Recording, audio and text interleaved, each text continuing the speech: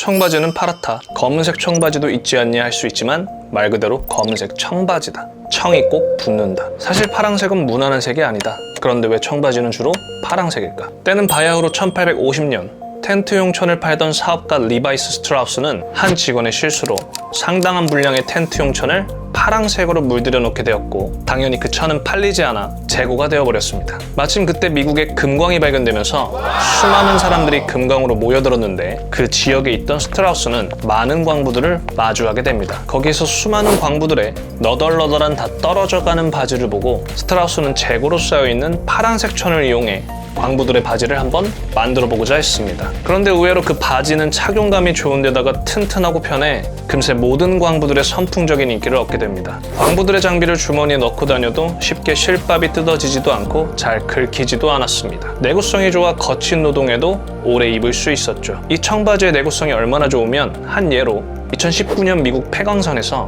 1879년에 만들어진 청바지를 발견한 적이 있었는데, 그 청바지는 흙이 잔뜩 묻은 140년 지난 청바지였음에도 불구하고 상태가 좋아 그대로 다시 입을 수 있었다고 합니다. 이러한 특유의 질긴 천 때문에 아무렇게나 막 입을 수 있는 옷이라는 이미지로 많은 사람들이 너도 나도 입어 결국 대박을 터뜨렸고, 그렇게 시간이 흘러 전 세계 수많은 청년 남녀들이 계절을 가리지 않고 청바지를 착용하게 되었습니다. 현재 매년 40억 벌 이상의 청바지가 팔리고 있죠. 이 영상을 보고 있는 여러분도 다 청바지 하나씩은 있으실 겁니다. 하지만 단지 이런 이유 하나만으로 청바지가 파랑색인 것은 아닙니다. 결론부터 말하자면 청색 염료의 화학적 특성 때문에 청바지의 색이 파랑색으로 정해진 것입니다. 청바지는 옷감으로서 가장 치명적인 단점을 가지고 있습니다. 바로 물빠짐입니다. 대부분의 염료는 색이 천에 스며들어 염료 분자와 섬유 분자가 화학적으로 결합을 해서 세탁을 해도 물이 크게 빠지질 않습니다. 하지만 청바지에 사용되는 남색 염료 결정은 섬유 깊이 침투하지 못하고 표면에만 물리적으로 흡착되어 있는 상태이기 때문에 물리적 마찰이나 힘에 쉽게 떨어집니다.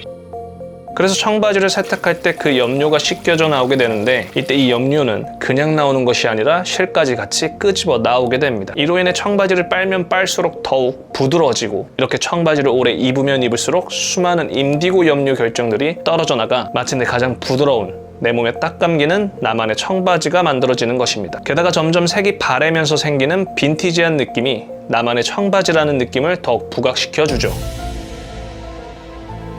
이 특유의 물빠짐 현상은 인디고 염료 딱 하나뿐입니다. 이러한 치명적인 물빠짐으로 부드럽고 편안해진 청바지를 많은 사람들이 사랑하는 것입니다. 그래서 청바지의 특성을 살리기 위해서는 이 인디고라는 특정 염료를 사용할 수밖에 없는 것이고, 이로써 청바지가 파랑색인 것이죠. 물론 염료 이름은 남색 연료지만요.